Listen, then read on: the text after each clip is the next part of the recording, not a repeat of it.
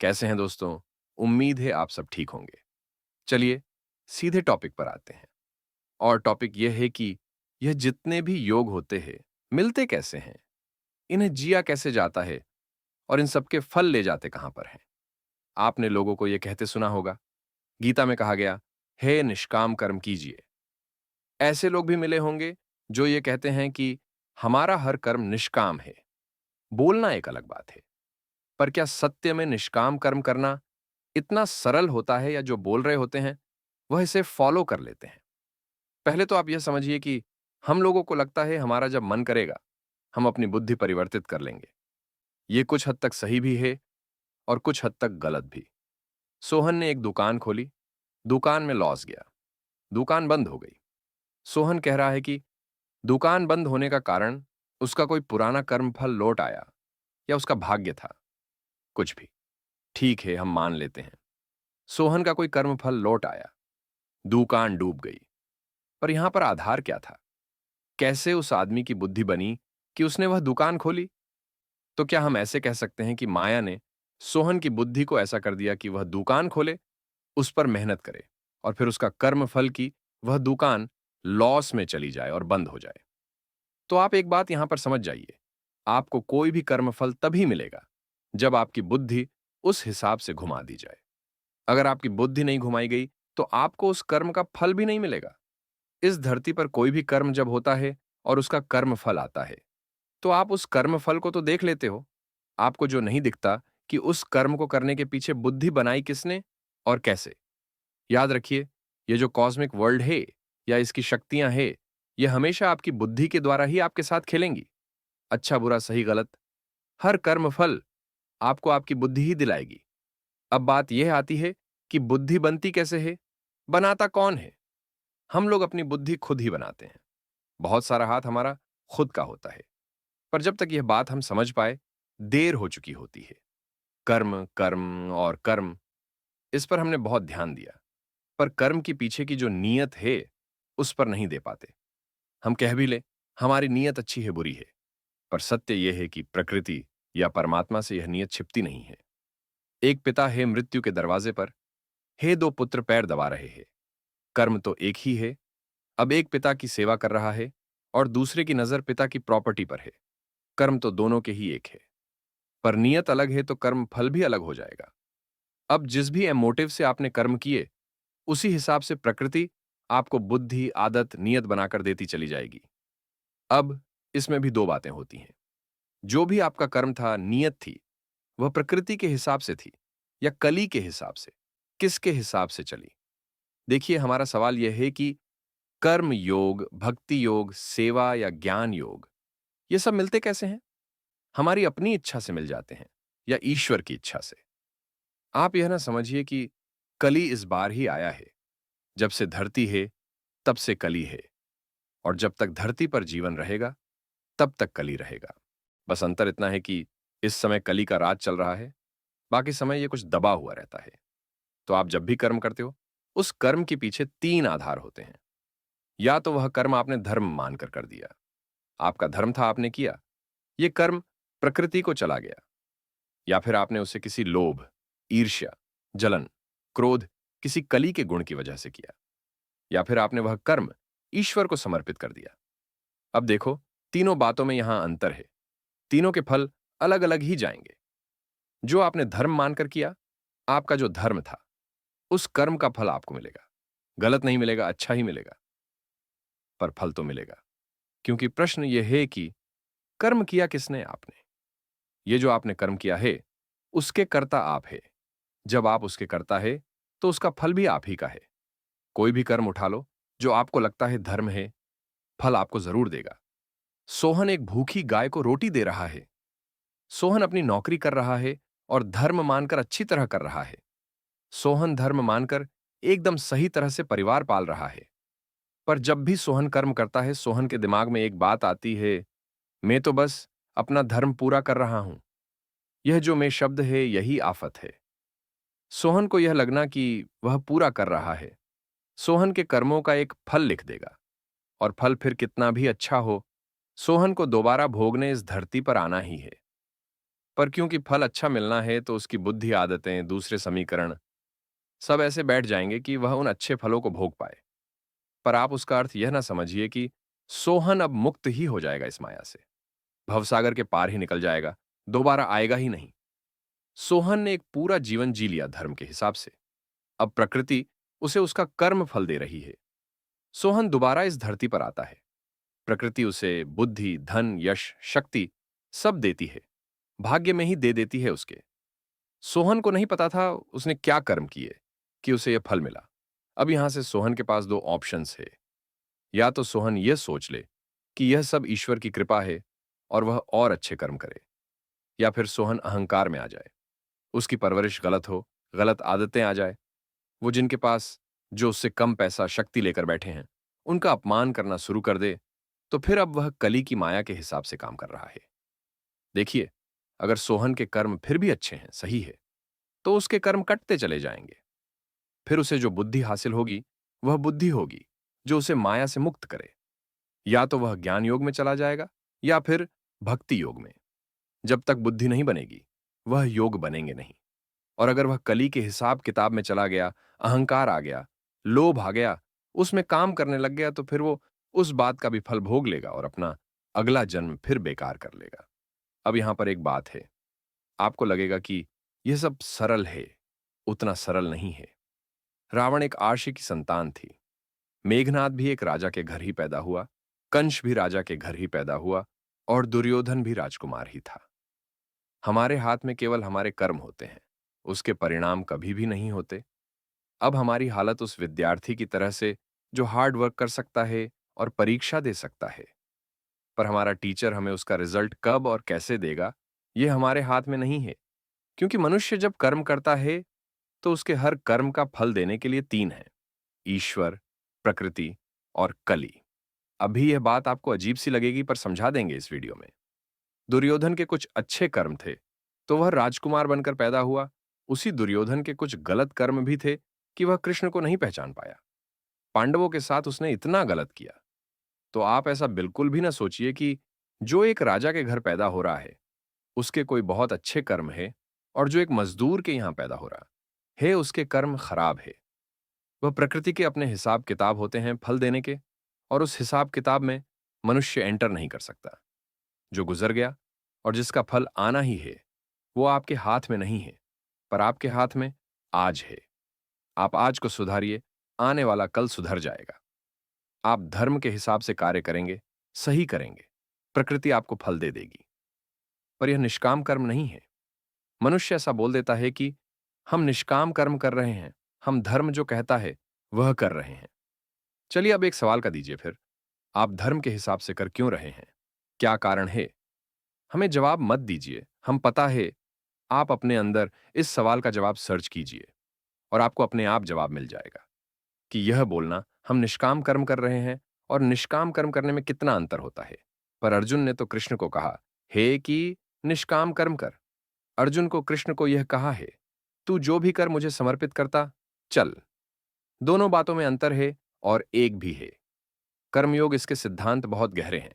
यही कारण है कि यह सबसे मुश्किल योग है। आप कोई भी कर्म करोगे, उसके अच्छा बुरे दोनों परिणाम निकलेंगे। आपको दोनों ही भोगने होंगे और दोनों ही आपको एक के बाद एक जीवन में घुमाते रहेंगे। अब कर्म योग करने का सबसे सही तरीका आपको बताएंगे, पर आप पहले कुछ दूसरी बातें समझिए।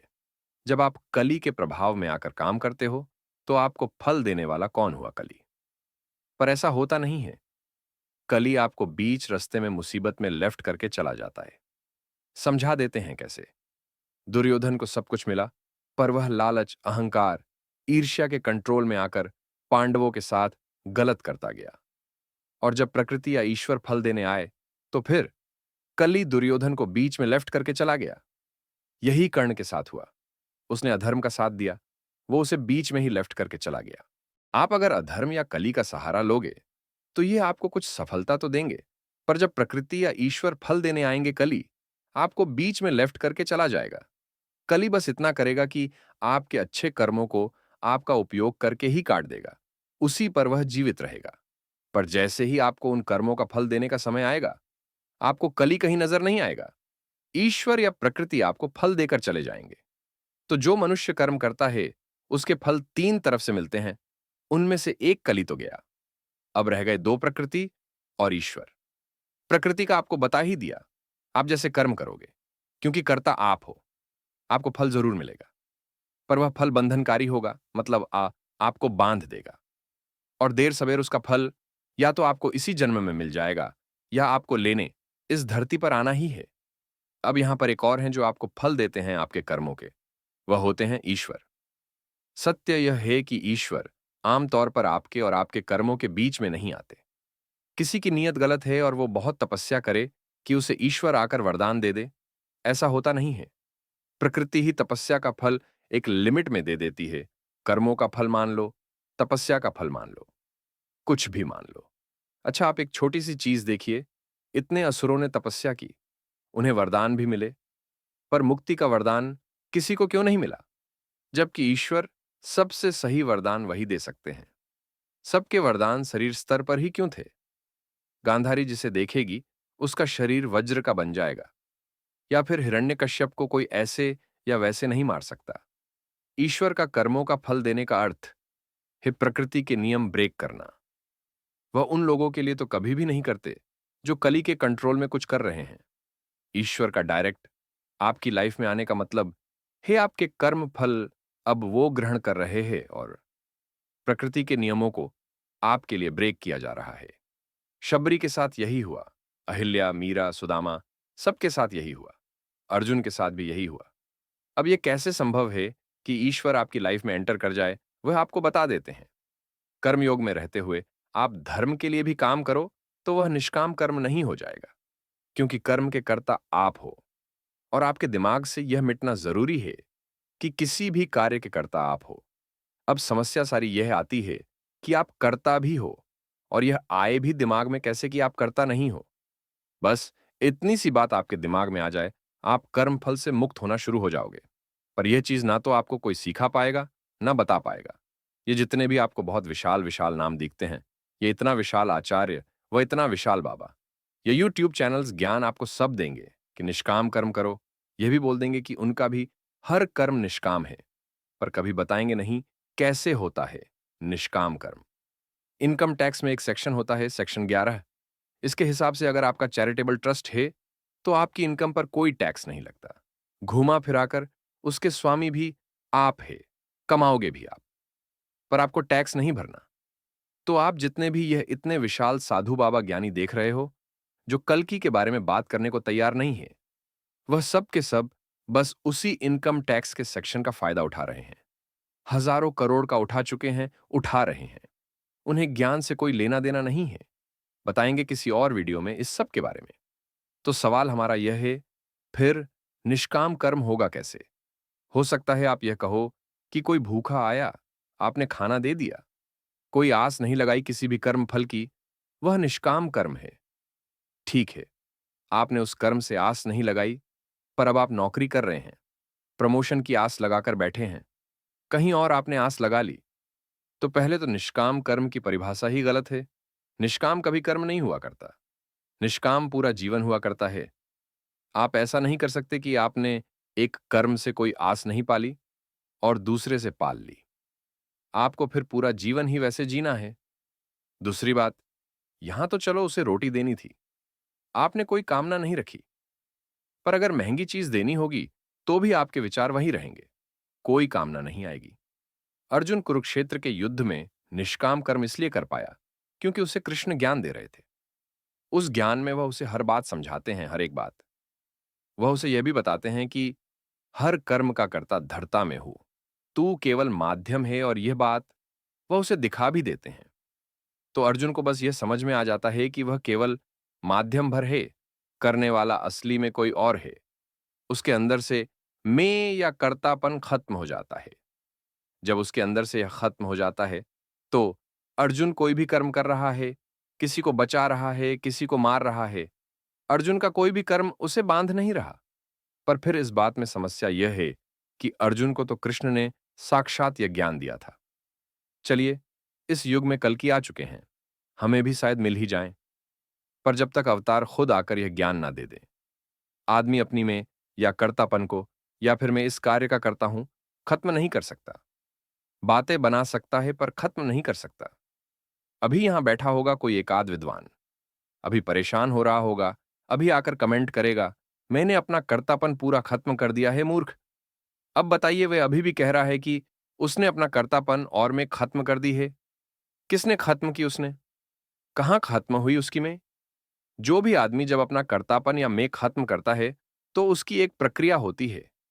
उसके कर्म अच्छे होते हैं, कई जन्मों के अच्छे कर्म संचित होते हैं, तो प्रकृति उसे सद्बुद्धि देती है। उसके अंदर की मोह माया कटनी शुरू होती है।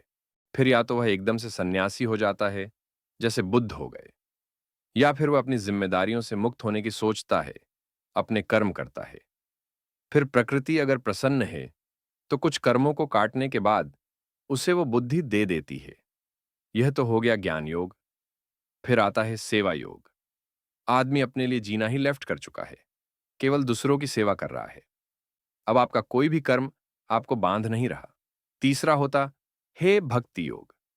भक्ति योग में बस प्रेम है, भक्ति है, जैसे मीरा और शबरी। इन सब में सबसे मुश्किल और कठिन होता है ज्ञान योग।